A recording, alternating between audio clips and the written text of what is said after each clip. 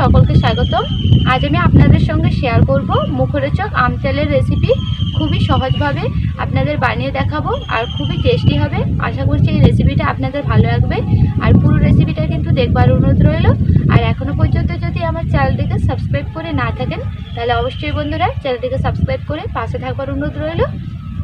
আম তেল করবার জন্য এখানে দুটো আমি কাঁচা আম নিয়ে নিয়েছি, এগুলোকে আমি কেটে নেব।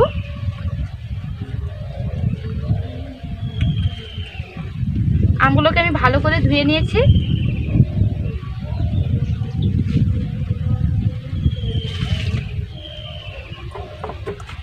আমগুলোকে কিন্তু আমি ধুয়ে কাটছি, কাটবার পর কিন্তু আর জলে রাখবো না।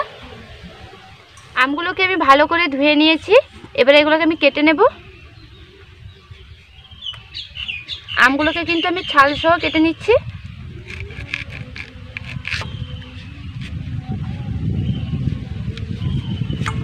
আটি বসে গেছে, এরকম আম কিন্তু আমি নিয়েছি। এবার বীজটা বের করে দেব। আমগুলোকে কিন্তু আমি ছাল সহ কেটে নেব, ছাল আর তুলব না।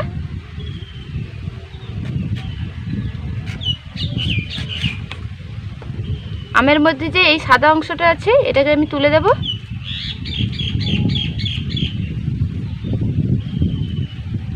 আমি বড় সাইজের আম নিয়েছি তাই এটাকে আমি 3 পিস কেটে নেব। এইভাবে করে আমি কেটে নিচ্ছি।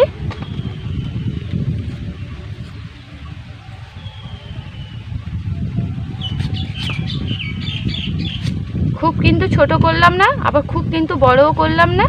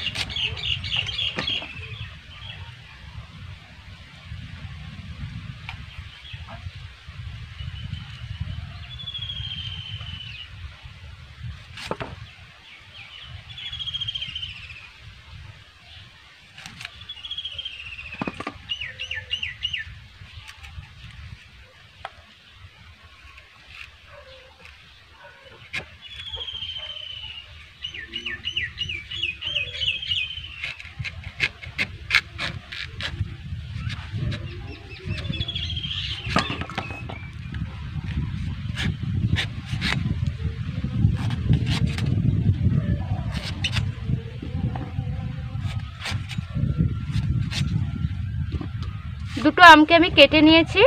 আমগুলোকে কিন্তু কাটবার পর আর ধোবো না, এই অবস্থায় রেখে দেব। এবার আমের মধ্যে হলুদ আর লবণ মিশিয়ে নেব। অল্প করে হলুদ গুঁড়ো দিয়ে দিচ্ছি।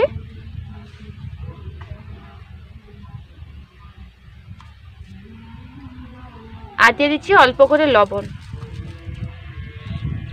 এবার আমের সঙ্গে হলুদ আর লবণকে ভালো করে মিশিয়ে নেব।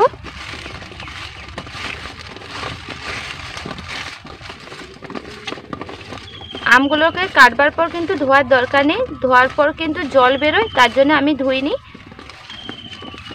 হলুদ আর লবণ মেশানো হয়ে গেছে। হলুদ আর লবণ মেশানোর কারণে কিন্তু আম থেকে জল বেরোচ্ছে। এবার আমি রোদের মধ্যে 1 ঘন্টা রেখে দেবো, এতে জলটা যে আছে সেটা কিন্তু শুকনো হয়ে যাবে। এগুলোকে নিয়ে চলে যাবো রোদের মধ্যে। এখানে কিন্তু খুব সুন্দর রোদ লাগছে, এখানেই রেখে দেবো। 1 ঘন্টার পর আবার তুলে নিয়ে চলে যাবো। আমগুলোকে আমি 1 ঘন্টা রোদে দেওয়ার পর তুলে নিয়ে চলে এসেছি। আমগুলোকে কিন্তু একদম শুকনো করে নিয়েছি, দেখুন গায়ে এখন আর জল লেগে নেই। এভাবে কিন্তু 1 ঘন্টা রোদে দিয়ে শুকনো করে নিতে হবে। আর আম তেল বানানোর জন্য এখানে নিয়েছি তেজপাতা, শুকনো লঙ্কা, জিরেকে আমি ভেজে গুঁড়ো করে নিয়েছি, আধা গুঁড়ো করেছি।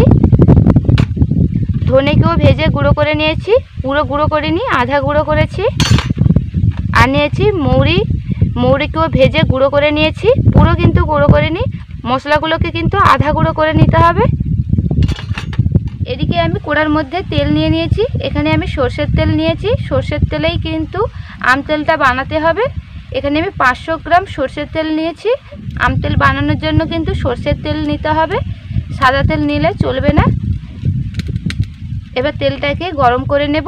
এখন কিন্তু আমি তেলের মধ্যে কিছু দেব না, তেলকে আমি গরম করে নিয়েছি। এবার দিয়ে দেব কেটে রাখা আম।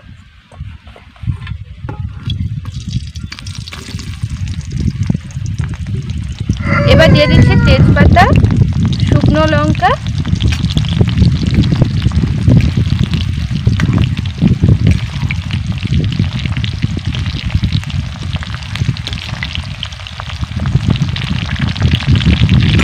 এবার দিয়ে দিচ্ছি ভেজে রাখা মৌরি, ভেজে রাখা ধনের গুঁড়ো, আর দিয়ে দিচ্ছি জিরের গুঁড়ো।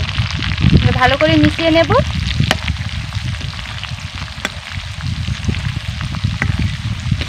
এবার 1 মিনিট মতন সময় ধরে সব কিছুকে আমি ফুটিয়ে নেব, তাহলেই কিন্তু আম তেলটা তৈরি হয়ে যাবে।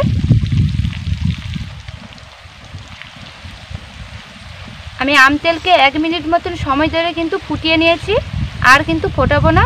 আর আম তেলের খুব সুন্দর একটা গন্ধ বেরিয়েছে। আমার আম তেল কিন্তু তৈরি হয়ে গেছে। এবার আম তেলকে আমি নামিয়ে নেব।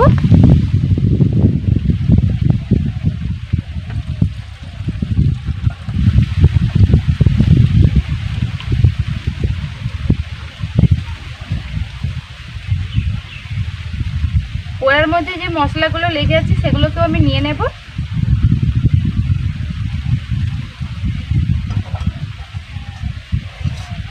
ধনে, মৌরি আর জিরের গুঁড়ো দেওয়ার কারণে আম তেলটার স্বাদ কিন্তু খুব সুন্দর হবে, তার জন্য আমি দিয়েছি। এটা কিন্তু তেলের স্বাদ আনবে। তেলটা যত বেশি দিন থাকবে তেলটার স্বাদ কিন্তু আস্তে আস্তে কিন্তু খুব সুন্দর হবে। এবার আম তেলটাকে আমি হাওয়ার মধ্যে রেখে দেব। ঠান্ডা হয়ে যাওয়ার পর আবার ফিরে আসছি। আম তেলটা কিন্তু একদম ঠান্ডা হয়ে গেছে। এবার আমি জারের মধ্যে ভরে নেব। আমি এখানে কাঁচের জার নিয়েছি, আর হাওয়া ঢুকতে পারবে না এরকম কিন্তু জার নিতে হবে। প্লাস্টিকের ডিব্বা কিন্তু নেওয়া যাবে না, প্লাস্টিক কিন্তু আমাদের শরীর ক্ষতি করে থাকে।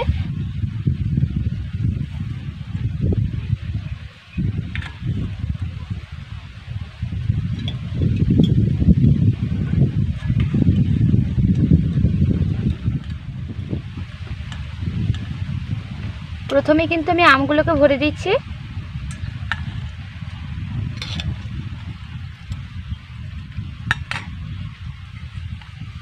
আম তেল কিন্তু এমনি খাওয়া যায় না, চানা মুড়ি কিংবা মুড়ির সঙ্গে খেতে খুব ভালো লাগে সাধারণ তেলের থেকে।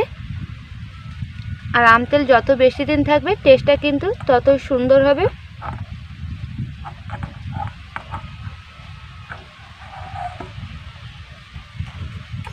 আম তেলকে আমি জারের মধ্যে ভরে নিয়েছি। এবার চাপাটাকে লাগিয়ে দেব ভালো করে কিন্তু চাপাটা আটকে দিয়েছি। হাওয়া কিন্তু ঢুকতে পারবে না। এইভাবে কিন্তু 1 বছর রেখে আম তেলটাকে খাওয়া যাবে। আর তেলটা কমে এলে আবার গরম করে তেল দিয়ে দিলেই কিন্তু হয়ে যাবে। এইভাবে কিন্তু আমি আম তেল বানিয়ে নিলাম। আর ভিডিওটি ভালো লাগলে অবশ্যই বন্ধুরা লাইক করবেন, আর কেমন লাগলো অবশ্যই কমেন্ট করে জানাবেন। আমার চ্যানেলে যদি নতুন হয়ে থাকেন অথবা এখনও পর্যন্ত আমার চ্যানেলটাকে সাবস্ক্রাইব করেননি, তাহলে অবশ্যই বন্ধুরা চ্যানেলটাকে সাবস্ক্রাইব করে পাশে থাকবার অনুরোধ রইল। ফিরে আসছি নতুন কোনো রেসিপি নিয়ে। ততক্ষণ